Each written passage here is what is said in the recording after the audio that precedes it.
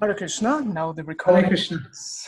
recording is running, and I need to know from you if I should make you the host or co-host.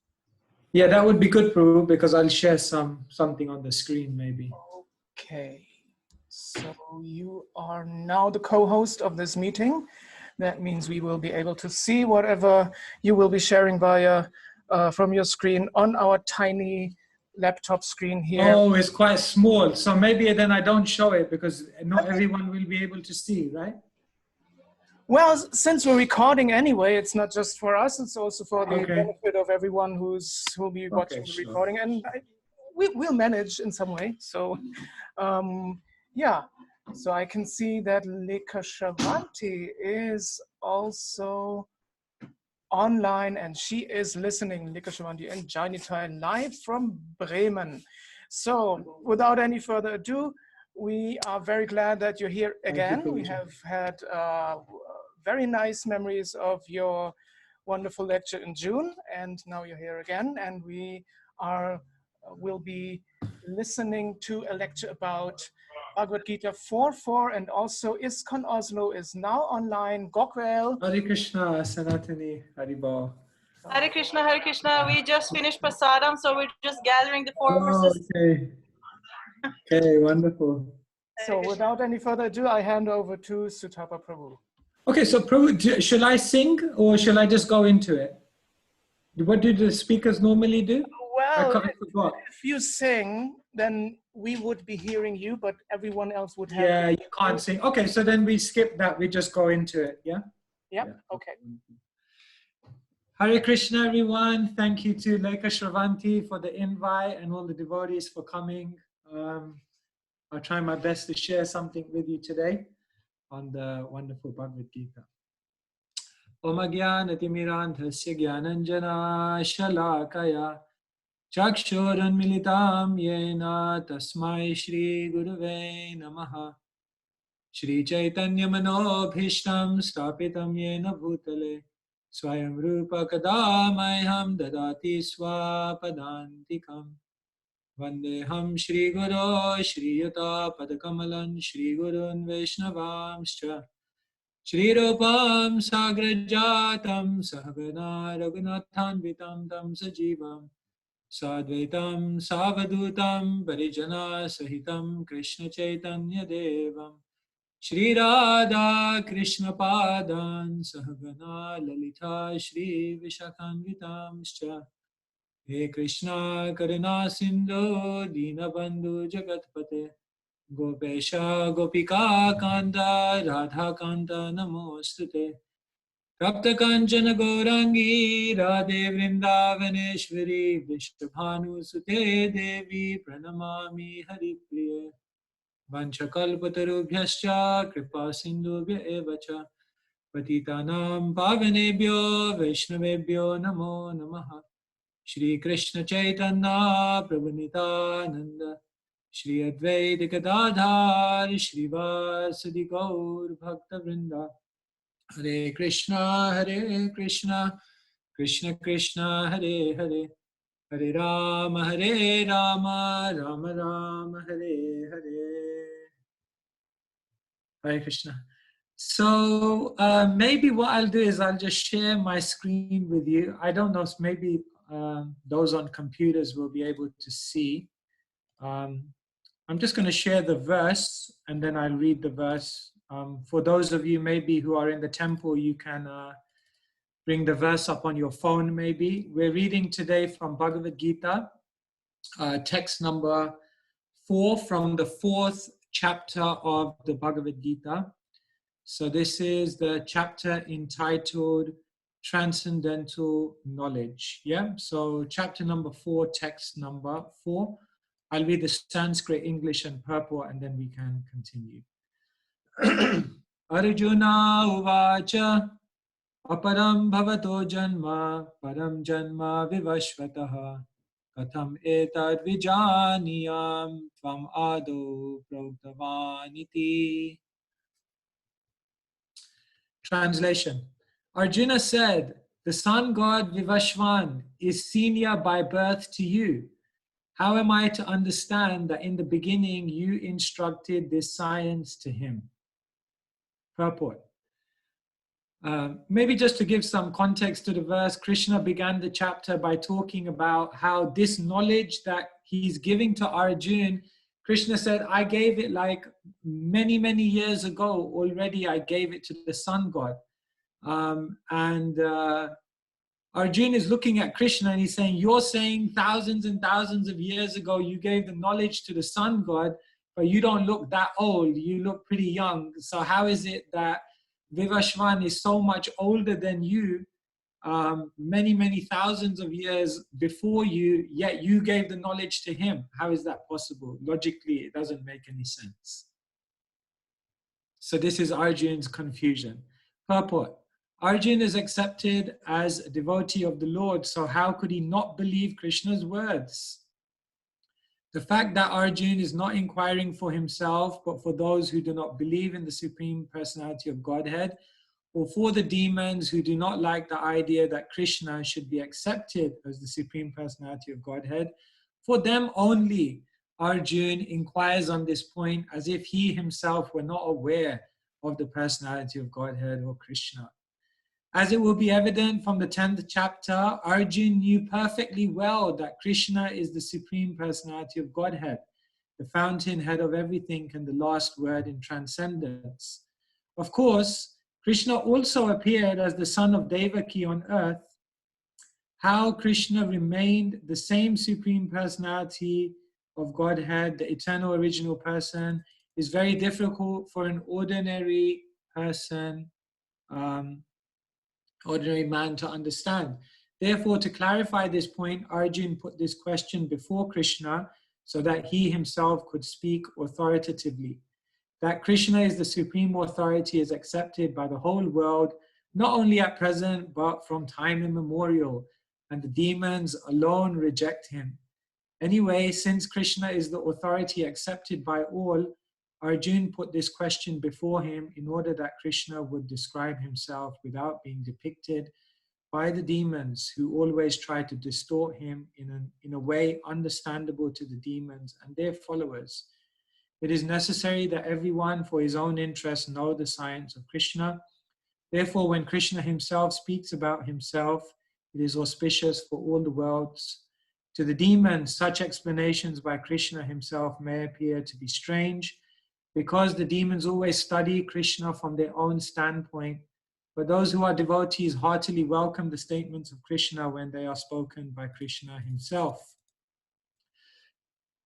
The devotees will always worship such authoritative statements of Krishna because they are always eager to know more and more about him. The atheists who consider Krishna an ordinary man may in this way come to know that Krishna is superhuman, that he is Sachit Ananda Vigraha, the eternal form of bliss and knowledge, that he is transcendental and that he is above the domination of the modes of material nature and above the influence of time and space.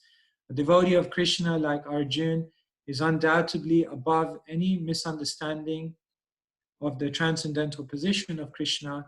Arjuna putting this question before the Lord is simply an attempt by the devotee to defy the atheistic attitude of persons who consider Krishna to be an ordinary human being subject to the modes of material nature.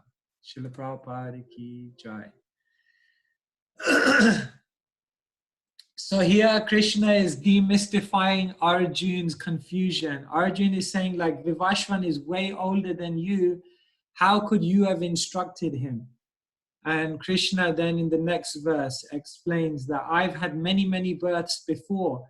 And the difference between me and you is that I know about all of those births because I don't take birth by the force of Maya. I appear in this world periodically to give knowledge. Therefore, later on in this chapter, Krishna will say, Yada yada hi dharmasya glanir bhavati bharata abhyutanam dharmasya tadatmanam srajamyaham. Krishna says, I come many times. I've come many times before, and I'll continue to come many times to give this knowledge. And in this way, Krishna is explaining that me and you, Arjuna, me and the living entity, we're completely different. You should never try to equate us. And in the purport, Srila Prabhupada is explaining that the problem of the demons is that they try to equate the living entity and Krishna. Yeah, this is the basic difficulty that atheists are experiencing. I'm just going to share something with you on the screen. Maybe some of you will be able to see it, but those of you who can't see it, you'll get the gist of it. If you imagine Krishna is up here. He's like transcendental. He's above everyone. He's Nityo Nityanam, Chaitanas Chaitananam. He's the one maintaining everyone. And the living entity is here. Okay? So Krishna is clearly above the living entity. That's a clear philosophical statement. However, atheists, and specifically what we call philosophical atheists, who try to philosophically conjecture that Krishna is just an ordinary person, what do? They try to bring Krishna down to the level of the living entity. So Krishna is up here, the living entity is here. And what the philosophical atheist does is they bring Krishna down and say, Krishna and us, we're the same. Krishna is just like, yeah, he can play the flute really well, but he's basically just like us. There's no difference. And that's called a philosophical atheist. Yeah. So I'm just going to write here, philosophical atheist.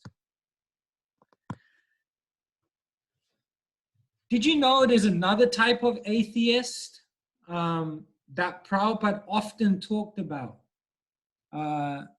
called a covered atheist? Anyone know who Prabhupada referred to as covered atheists?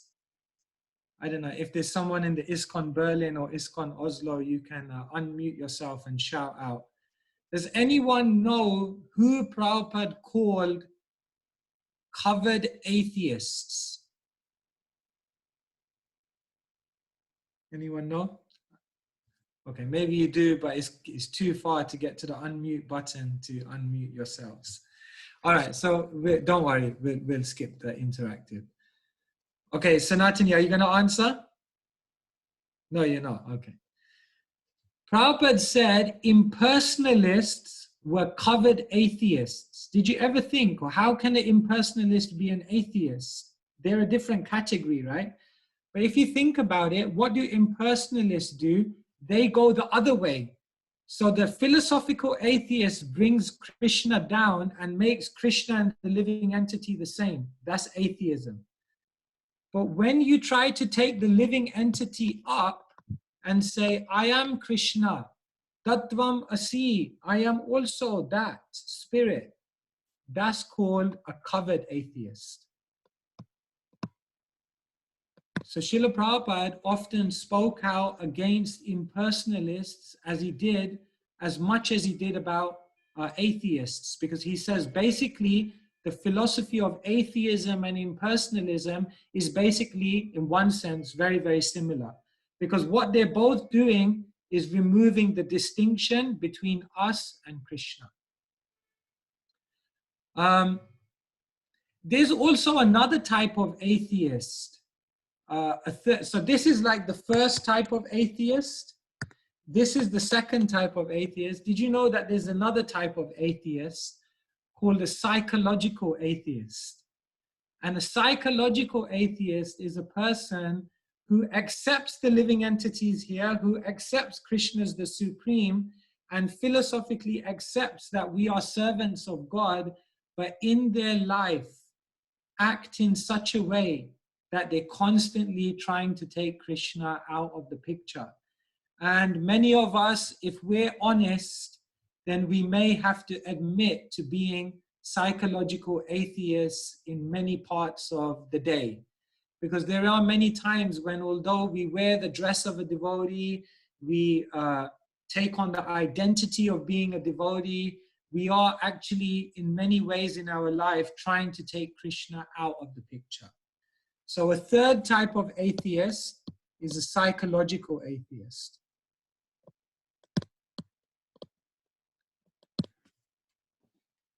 There is another type of atheist actually who know, who in one sense, they know that Krishna is the supreme and that the living entities are servants. Yet they're also considered atheists. You know who they are? Some of you may know. They are called transcendental atheists. Have you ever met a transcendental atheist? You may not have, because to meet a transcendental atheist, you have to go to the divine land of Vrindavan. Because in Vrindavan, although the devotees, in one sense, they do know that Krishna is God, they become so overwhelmed by the sweetness of love for Krishna that they look at Krishna and they say, no, no, he's my son. No, no, he's my friend. No, no, he's my boyfriend. In that way, there are also transcendental atheists. So in this, throughout Srila Prabhupada's books, Srila Prabhupada constantly talks about different individuals who are not fully aware of Krishna's position and our position. And in this purport specifically, Prabhupada is talking about the atheist, the basic type of atheist that we meet, who is not aware of Krishna's position. So, so it's very important for us to understand Krishna's position, because when we understand Krishna's position, then we can fully give ourselves in service to Krishna. You see, first, there are in Vedic teachings, there are two things, tattva and rasa. Tattva means to understand truth, and rasa means to experience relationship. However, in order to fully experience the relationship with Krishna, first one has to understand the tattva or the identity of Krishna. And therefore, Srila Prabhupada said, don't try and read the 10th canto of Bhagavatam immediately, because the 10th canto of Bhagavatam is known as Rasam Alayam, which means the abode of rasa. In the 10th canto, you hear about all these amazing relationships with Krishna. But if you haven't first understood the tattva of Krishna, the truth of Krishna, his identity, if you've not understood that, then you may misunderstand the rasa. And so it's very, very important for us to understand Krishna's position. And therefore, this chapter of the Gita is really, really important, because this chapter of the Gita is all about knowledge. Knowledge is so important in spiritual life, okay? Like in this chapter, Krishna will explain how does knowledge, where does knowledge come from, first of all. So therefore, in the first verse of this chapter, Krishna says, Imam vivashvade yogam proktavan aham avyayam. In the beginning, I gave the knowledge, Krishna said. So where does knowledge come from? First question, it comes from Krishna. Second question, how does that knowledge then get passed down from Krishna through the ages? Then in the second verse, Krishna says, Evam parampara praptam imam rajarshayo vidu sakale nehamata yoga nashta parantapa. Knowledge comes from me, and how is that knowledge perpetuated in society, generation after generation? Evam parampara, through parampara, which means a disciplic succession of teachers. Third thing Krishna says, knowledge comes from me, knowledge is passed down through parampara. Who can understand that knowledge? What is the entrance qualification into the parampara if you want to understand the knowledge? Therefore, Krishna says then in the third verse, Sa evaya maya tedya yoga prokta puratana bhakto sime sakha cheti rahasyam hyatadutamam. You have to be a bhakta and a sakha. You have to be a devotee, and you have to be friendly, non-envious towards Krishna. If you have these qualities, then you'll be able to understand the knowledge. So Krishna explains where the knowledge comes from, how the knowledge is passed down, what qualification you have to have in order to understand the knowledge. In this chapter, Krishna also explains what's the process. If you want to get this knowledge, what's the process for us here and now?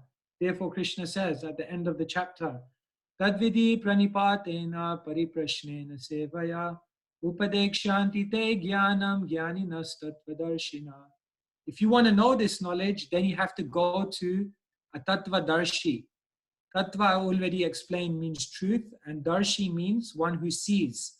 So a tattvadarshi literally means someone who's seen the truth. So you have to go to them, and you have to inquire, and you have to serve, and then you have to hear from them like that. And Krishna explains that if you do all of these things and you get the knowledge, what's the result? Tasmad ajnana sambhutam ritstam jnana sinatmana chitvenam shamshayam yogam atisto tista bharata. Krishna says if you get this knowledge in this way, then the result will be all the doubts in your heart will be cut immediately, and you'll have no more doubts.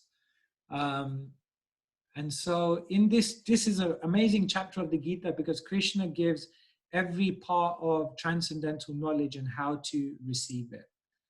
So knowledge is really, really important in our life. And of course, here Krishna is saying, I've given the knowledge to Vivashvan before. Let me just share one other thing with you.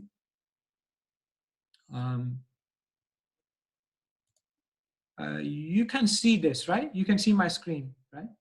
Lekha Shravanti, you can see my screen, right? Yeah. Okay, so I'm just going to show you one other thing here. Now, sometimes people ask the question, if Krishna gave the knowledge to Arjuna in the Bhagavad Gita, where is Arjuna's name in the disciplic succession? Why is Arjuna's name not there? Has anyone ever asked you that question? So here in the Bhagavad Gita, this page right here, if you can see it, this is at the end of the introduction in the Gita. Srila Prabhupada gives the disciplic succession, how the knowledge comes down, and all the names of the different teachers through which that knowledge was passed so that we get it today. But when you look at all of these teachers, then you find that there's no mention of Arjuna here. So Krishna says in the Gita that I gave this knowledge, and now I'm giving it to Arjuna to re-establish the parampara. But Arjuna's name doesn't appear here. So sometimes people question, why isn't Arjuna in the parampara? So I just want to clear up this sometimes confusion that is there, that there are two types of parampara. I don't know if you're all aware of this. There is a seminal line and there is a spiritual line. Okay? Knowledge of Krishna comes down in the world through two different types of parampara. One is a seminal line. A seminal line means a genealogical line from parents to children, who then become parents who pass it to their children, family to family, generation after generation. And a spiritual line is when the knowledge comes from guru to disciple. The disciple becomes a guru and then he gives it to his disciple, like that. So there are two types of parampara. It's very important to know this. The seminal line, knowledge is passed through what you call Raja Rishis. Raja means king and Rishi means saintly. So Krishna is saying, in the beginning, I gave this knowledge to Vivashvan. Vivashvan gave it to Manu, and Manu gave it to Ikshvaku. So all of these people, Vivashvan, Manu, Ikshvaku, these are all Raja Rishis. So Krishna is saying, in the beginning, I started this line of knowledge through the Raja Rishis. but later on it became lost.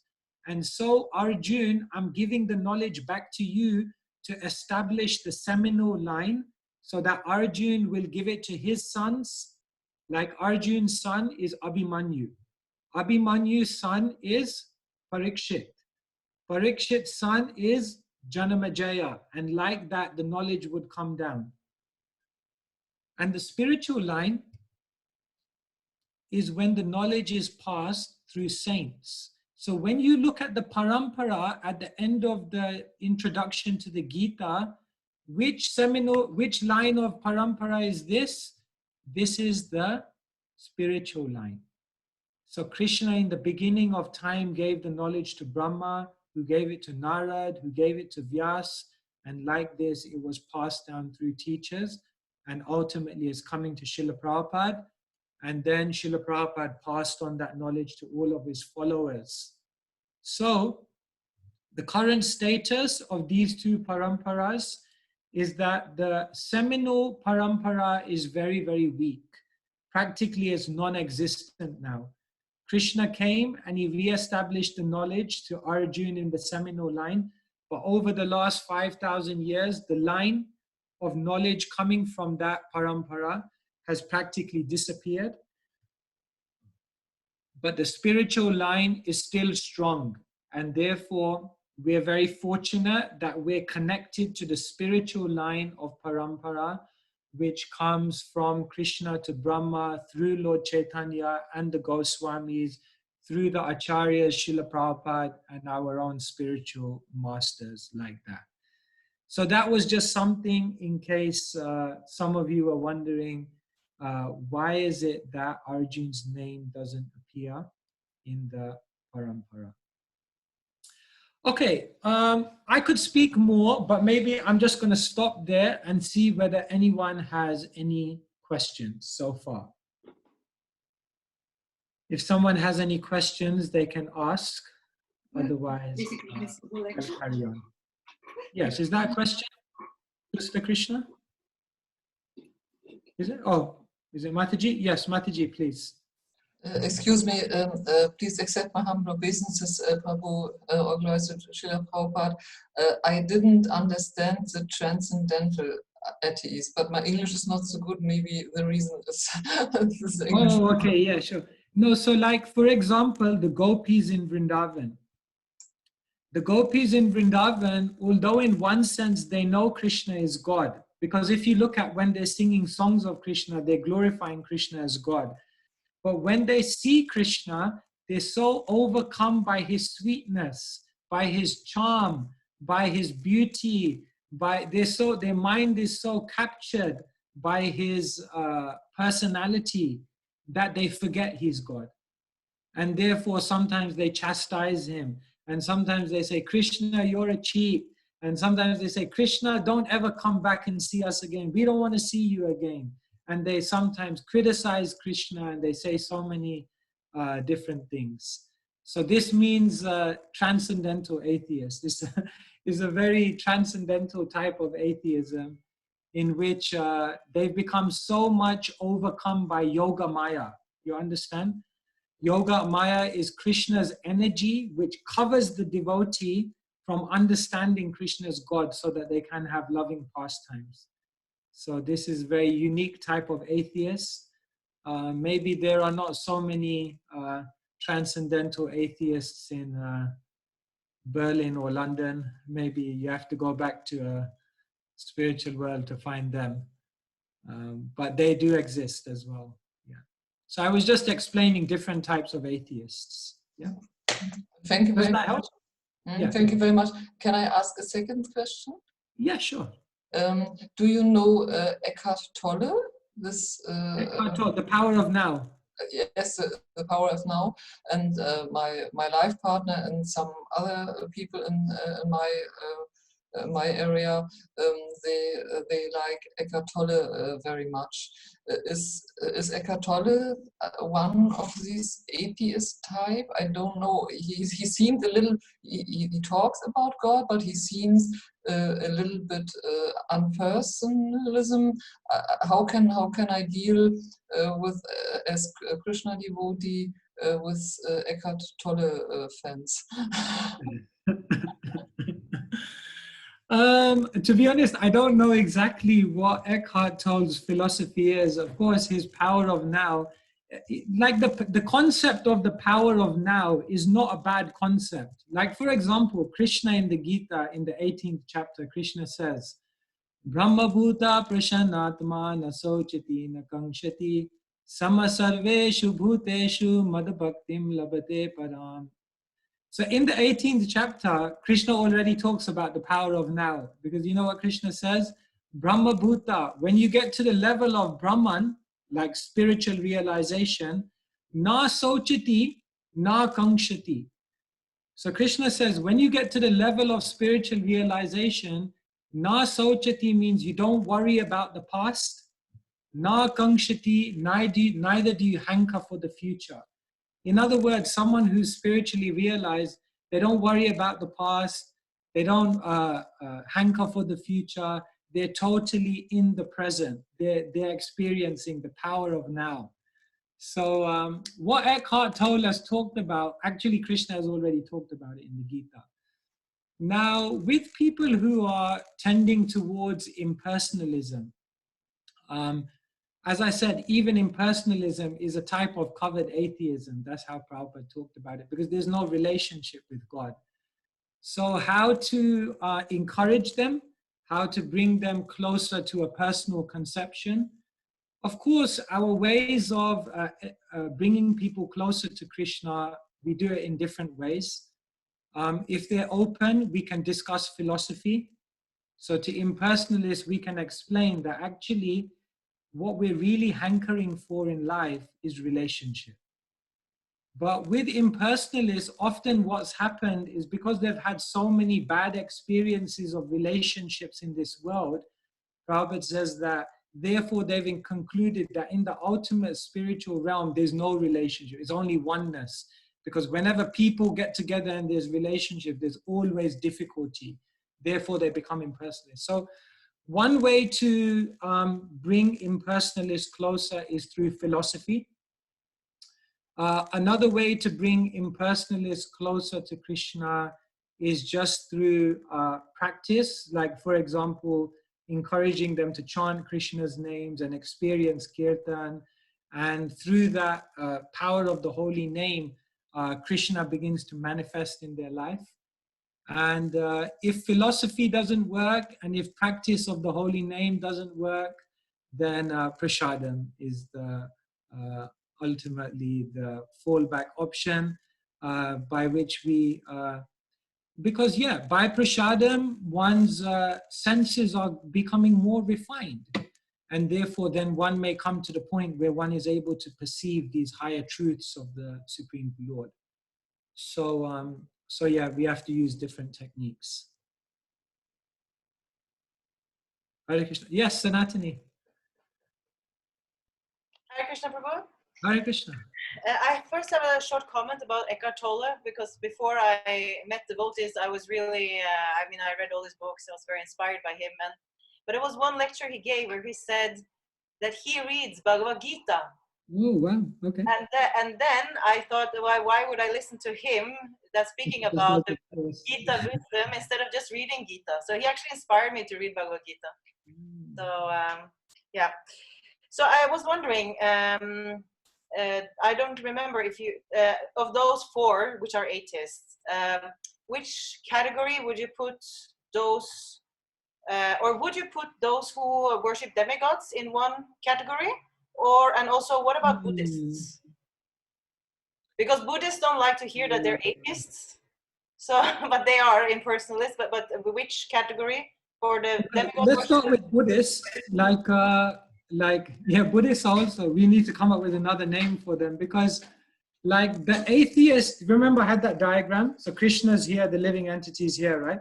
So the philosophical atheist brings Krishna down, okay? So then the same here. The covered atheists bring the living entity up. So the same here, atheism. And I guess what the Buddhists are trying to do, they're trying to disappear both, like just make them vanish, Shunyavad, nihilism, nothingness. that ultimately after we die is complete voidism.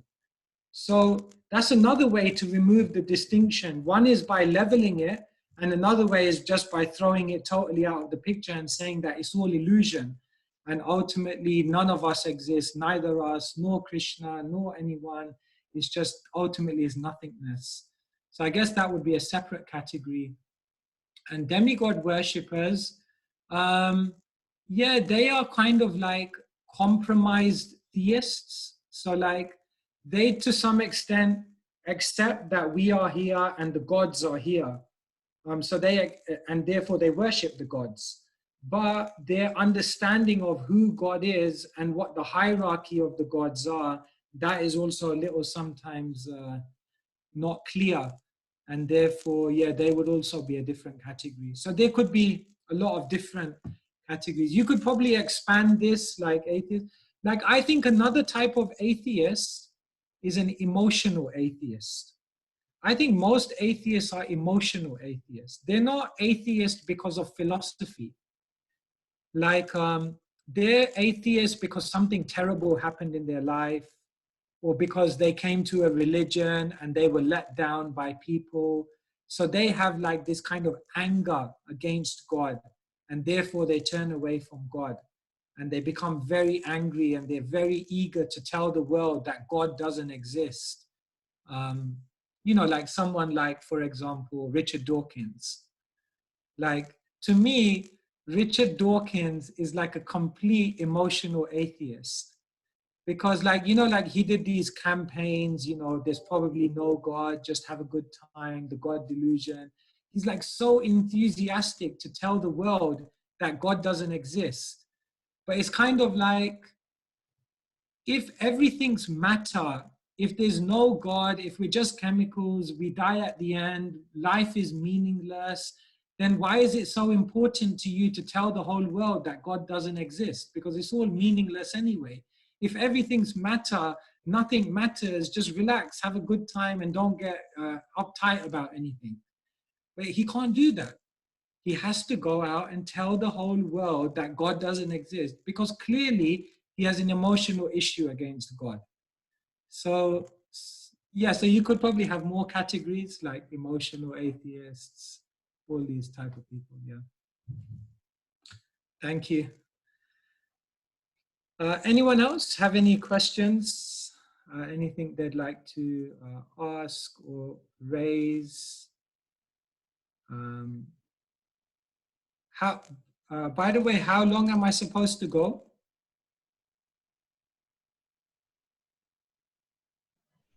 Till 8 or till 7 your time? Yeah, till 7 your time. Okay.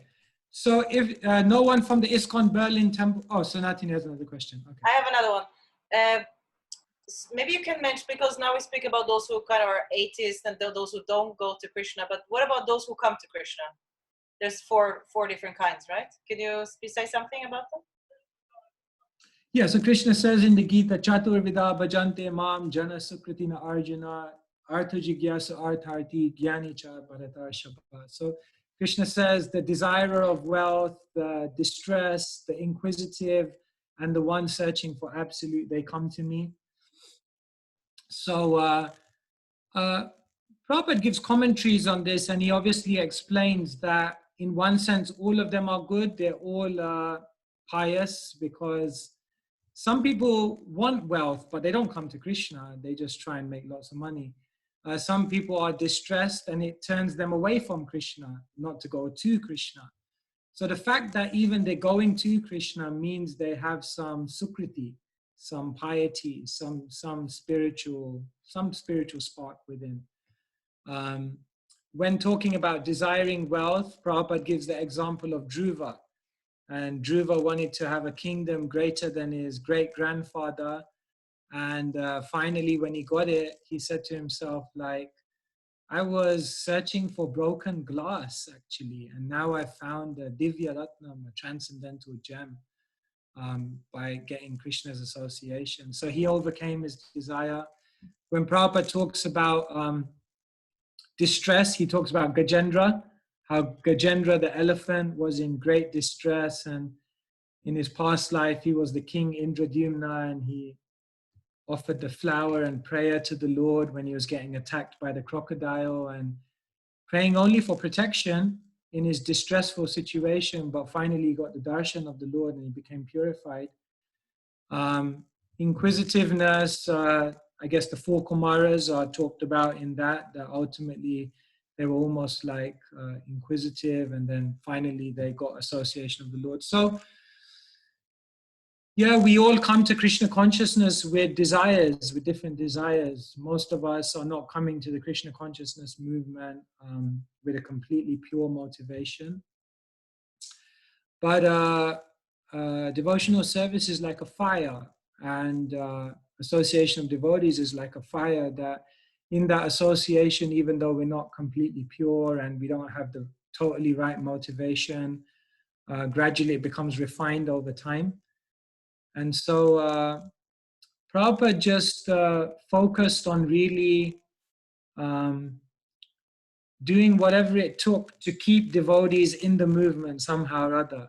You know, like at 26 Second Avenue, the devotees would come for lectures, but then halfway through they would go to the donut shop next door, you know, like when the philosophy was getting a bit heavy, you know, it was like, okay, time to get a donut, you know, like, and so Prabhupada saw that. So he thought, like, I got to keep them in here somehow. So then Prabhupada just like got a jar, and then he cooked like all these gulab jamuns, you know, the ISKCON bullets.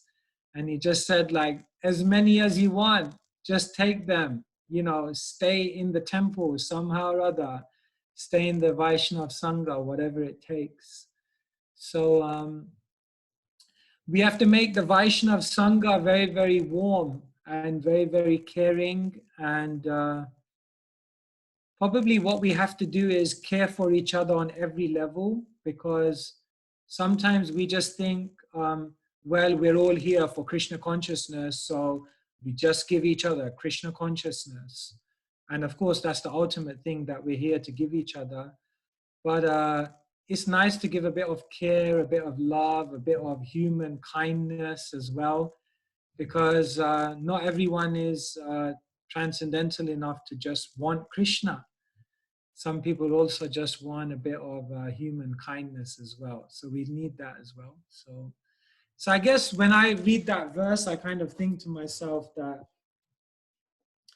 whatever we come to Krishna for, by the association, it's all purified, and therefore we have to somehow try and stay in the association of devotees. So it's so unfortunate when someone leaves the association of devotees, isn't it? Like Prabhupada said, if you come to Krishna consciousness, you're fortunate. If you don't come to Krishna consciousness, you're unfortunate. But if you come to Krishna consciousness and then you leave, you're most unfortunate. Because you got the chance, you're like right there, and then you left. So, yeah. That verse shows that we're most, and actually Prabhupada said, in Kali Yuga, 99% of people come to Krishna consciousness because they're distressed. And that's a fact. So if people are coming because they're distressed, then we have to be like super alert to that. And that means like care and kindness and human sensitivity in our movement is so important, because practically, according to Prabhupada's analysis, 99% of all of us are here because we're distressed. So we need a bit of heart in the movement, otherwise it's going to be difficult to hang around.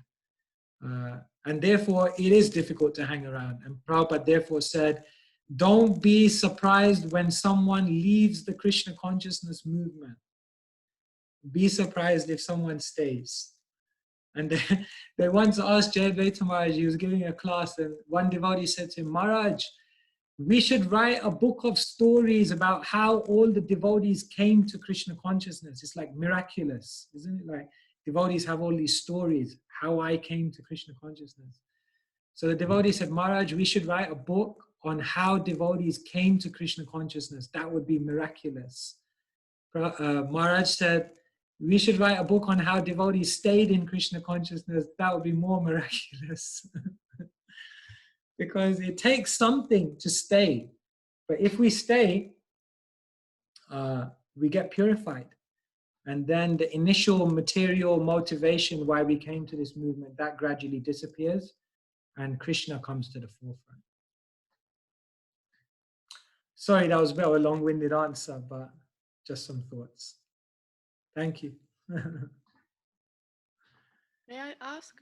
Yes, please, Mataji. On Tattva Darshana, how can we know when we have not seen the truth? How can we recognize the person who has? Like, yeah, therefore in the Shastra, what you'll find not in the Gita repeatedly and in many, many other books is that the qualities of a self-realized soul are given. So for example, like take the first verse of the Nectar of Instruction. Vacho vegam, manasakrodha vegam, jiva vegam, udarapasta vegam. Etan vegan yo vishahe dhira, sarvam apimam pritivim shashishyat. Rupa Goswami says, if one has tolerated the urge to speak, the mind's demands, the forces of the anger, the urges of the tongue, belly, and genitals, sarvam apimam pritivim shashishyat, then they're qualified to instruct and help people in the spiritual path. So there are like an external symptoms of someone who's clearly evolved in the spiritual path. These are all external things you can observe. Therefore, even Sanatana Goswami says, before one approaches a spiritual master, one should go through a period of testing whether they can put faith in that guru. And that period of observation is to see all of these things. Is this personality showing these qualities? However, you're right. Ultimately, our vision is not 100% pure because we still have conditionings and anarthas. Therefore, Gaur Govinda Maharaj, he would often say that ultimately only the holy name can reveal. And therefore, after doing all of our analysis of a personality, then we ultimately surrender to the holy name of Krishna. And the holy name actually is like the sun, which reveals the Vaishnavas that we can take shelter of in order to get further instruction in spiritual life. So finding a Tattvadarshi is a matter of, number one, understanding Shastra.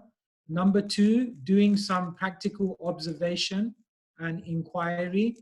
And number three, ultimately, a deep prayer to the holy name and a sincere request to Krishna to please reveal this very clearly to you. And generally, if we do those three things in all sincerity, then we'll be protected and Krishna will ultimately guide us. Because ultimately Krishna wants to guide us. Krishna wants us to come back to Godhead. Krishna wants us to fully awaken our original consciousness. So why won't Krishna help? Krishna will. But ye yatha mam prapadyante tam stateva bhajami aham. You have to surrender to Krishna, surrender to the process, and do it in all sincerity. And then Krishna will reward you accordingly. I don't know if that answers or whether you have some more in-depth thing you wanted to understand from that. Is that okay? All right, thank you. Hare Krishna. Good question. So I think Tushta Krishna and then ISKCON Berlin Temple Room, like that, yeah. Hare Krishna Sutapa Prabhu. Thank you very much for the wonderful inspiration you are pouring out here. To that point of caring for devotees beyond their purely spiritual desires and needs. I really like that, what you said, and I think it's very important that we consider that in our dealings with devotees. And I would really love to hear some example from you where you felt that was really handled well, or maybe also some example where you felt it wasn't handled so well, so that we can grasp it a little bit better. Yes, what I want to do is I'm going to Just give me 1 second. I'm just going to share my screen with you, and I'm going to show you perhaps one of my most favorite pictures ever. Give me a second.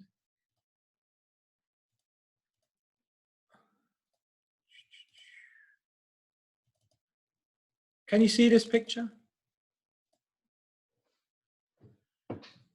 This is one of my most favorite pictures ever. This is a picture of Srila Prabhupada in Butler, Pennsylvania. Prabhupada has just arrived in America and he's staying with the Agarwals. The Agarwals are like, they don't know, like they weren't even expecting that Prabhupada would come. They're like the all-American family. They didn't hear Prabhupada turned up. They were eating meat. They didn't know how to entertain a Swami. And Prabhupada was just living with them. If you get a chance, in Srila Prabhupada's biography, you can read the account of Sally Agarwal, who was Gopal Agarwal's wife, and her account of staying with Srila Prabhupada at that time. And if you see how she describes Srila Prabhupada, she says he was the most brilliant person ever. He was so kind. He was so caring. When he smiled, his smile was oceanic. He was the easiest person to live with. And she just says all of these things about his personality. And she said the day that he left my home to go to New York, we were like, we felt sick. We were almost crying. We were in tears. And if you read, she wasn't actually conquered by the philosophy that Prabhupada gave her. She was actually just conquered by how amazing a person Srila Prabhupada was. Now, this picture is very amazing because this is the son of Sally Agarwal. His name was Bridge. So this picture was taken when Bridge walked for the first time. And Prabhupada saw Bridge walk for the first time. And when Prabhupada saw him walk, Prabhupada was like in ecstasy. So now you kind of think like, this is Srila Prabhupada, he's from the spiritual world, he's living with Krishna. This is just some kid who was like walking for the first time. Big deal. What's the big deal? It's just a kid walking for the first time. But look at how human Srila Prabhupada was. Look at how kind he was. Look at how relatable he was. Look at how he was so much merged in transcendental consciousness, and at the same time he was so down to earth and relatable on a human level. Srila Prabhupada could live with anyone. I mean, Prabhupada went to the Bowery and he lived with drug addicts. This is a sadhu from Vrindavan who lived in India his whole life. Prabhupada was so human that he could relate to anyone. And so I really like this picture because it really says a lot about Krishna consciousness. That Krishna consciousness is not just about what you do, but it's about who you are as a person. It's not just about chanting many, many rounds and knowing many, many shlokas and being able to tell people many, many things, but it's who you are as a person. It's your kindness, it's your care, it's your love. It's the way you treat people on a human level that inspires them. And so I think maybe in the Krishna consciousness movement, we could improve on this, like our own human character. And sometimes I do a thought experiment. I ask myself, if I walked out into the world without tilak, without this dhoti on, without saying anything about Krishna, without my bead bag, and I was just dressed as a normal person, would people look at me and say, you know what, there's something different about that person? Would they recognize me as a devotee of Krishna because of my character, because of my qualities, because of my personality? Or am I recognized as a devotee of Krishna just because of my external markings? And I think that's the real challenge we have in the Krishna consciousness movement, not just to be a devotee in philosophy, a devotee in sadhana, a devotee in external practice, but a devotee in terms of kindness at heart. And if we're able to do both, that's incredible. Like the Goswamis, Dhira Dhira Janapriyo Priyakaro Nirmatsaro Pujito. Everyone loved the Goswamis. Like the Goswamis, just imagine. Raghunath Das Rupa Goswami, he was doing like hundreds of thousands of names every day, how many obeisances, he was sleeping under a tree, he was hardly eating anything, he was sleeping for like 2 hours. Like, I mean, you can't get more renounced than that, more transcendental than that. But you know what Rupa Goswami would do? When he would go to the village, he would meet all the villagers and he would say, oh, and how's your son? And how's your daughter? Did she get married? And how's your father? How's his health? And you're thinking like, why is he concerned about all these things? Like, he's transcendental, right? But he was so human and people loved him and people loved the Goswamis because they were not just transcendental, but they were human as well. And in the great devotees, we find this combination. So I think that's important in the Krishna consciousness movement. Is that okay? Does that answer? I mean, we could talk so much more about this, but yeah. It's very nice. Thank you. Thank you.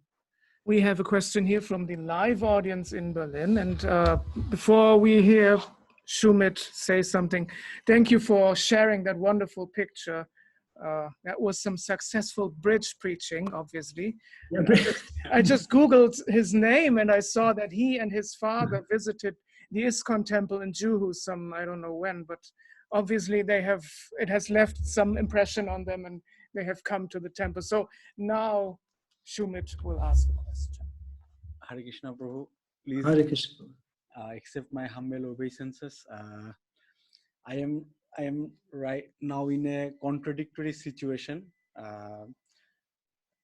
Let's say, as you have mentioned, that those people who were in Krishna consciousness and then left the movement or go away and have some distance from Krishna consciousness, they are the most unfortunate. I feel like I am one of them. So the thing was like, in my young age, I was near and dear to the devotees, and then I were so much distance from the devotees, and I left the movement somehow. And then right now I am trying to re-entry, I can say, in the movement. And the thing is, previously what happened and now what I am trying, the thing is I'm trying to realize more and reflect more on myself.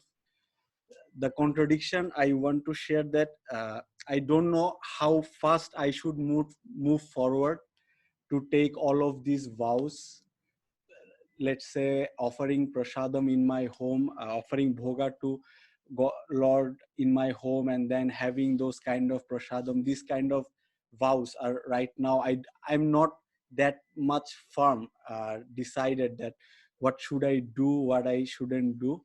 But right now, I am in jeopardy. So my question is, how can I realize, and then how can I understand that what steps should I take and how fast should I move to re-entry in Krishna consciousness or taking all of these vows? Hare Krishna, Prabhu. Thank you, Prabhu.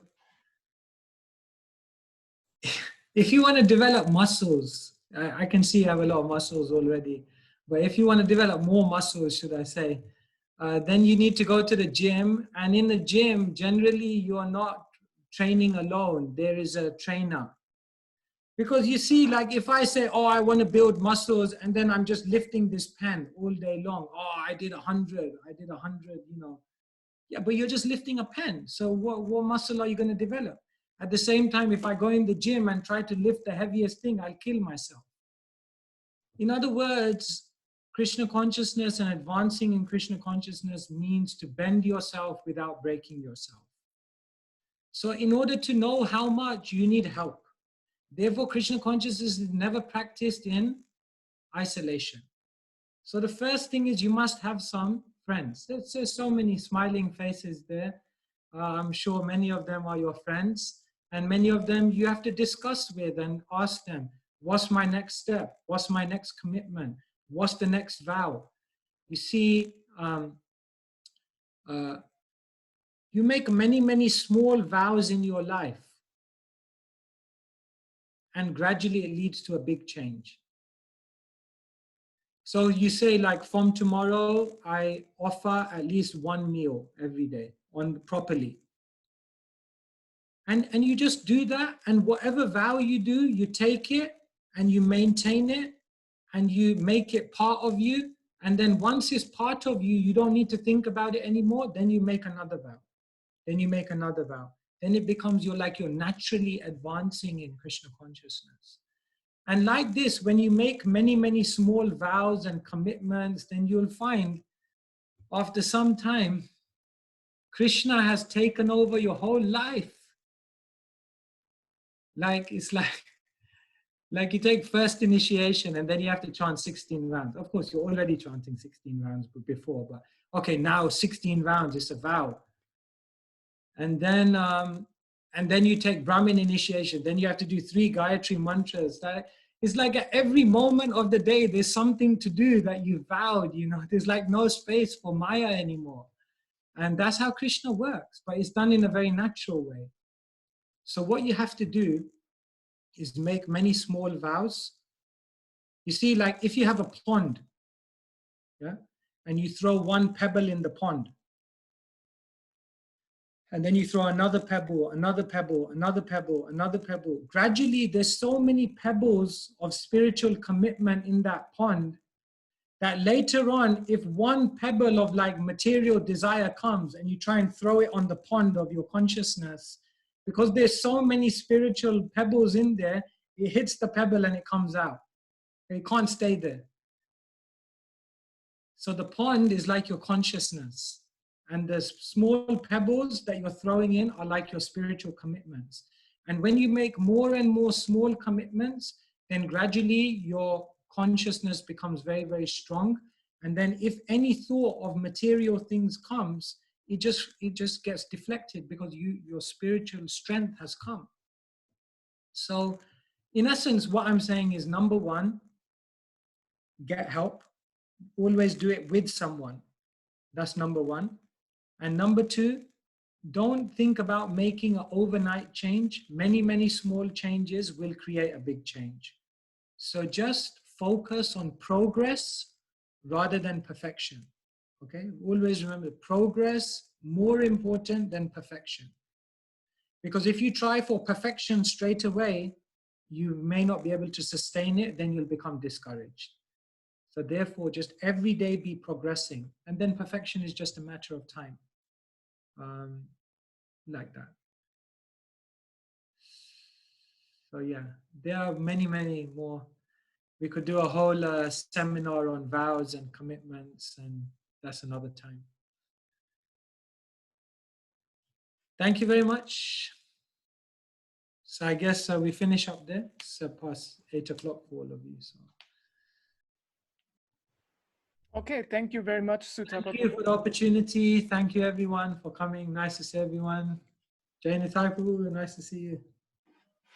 Thank you. Tusen Tag Oslo. Thank you so much. Thank you. Hare Krishna.